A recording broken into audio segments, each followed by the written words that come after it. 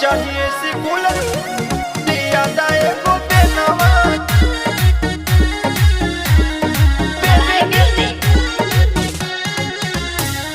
सुनी मोरे राजा जी सटी जानी पाजा जी मुश्किल बसहल है गरमिया के बेनवा बेनवा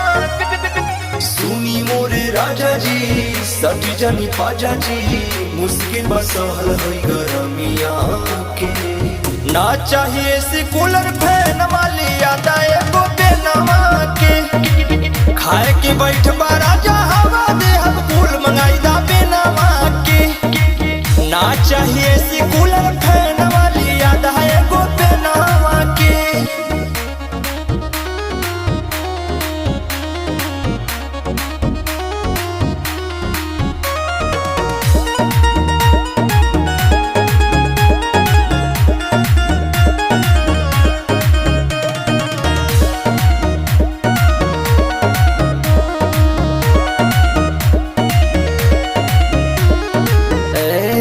इतना गर्मी बाड़े माथा काम नहीं करेला काम नहीं करेला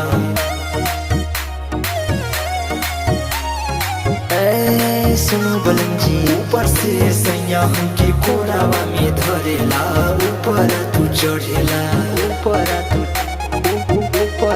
चढ़ इतना गर्मी बाड़े माथा काम नहीं करेला काम नहीं करेला ऊपर से सैया हमके कोरावा में धरेला ऊपर तू चढ़ेला बतिया मानी राजा जी पिए तानी माजा जी दया नहीं खेयावे मोर बदनिया के ना चाहिए से कूलर फैन वाली यादा एगो बेनवा के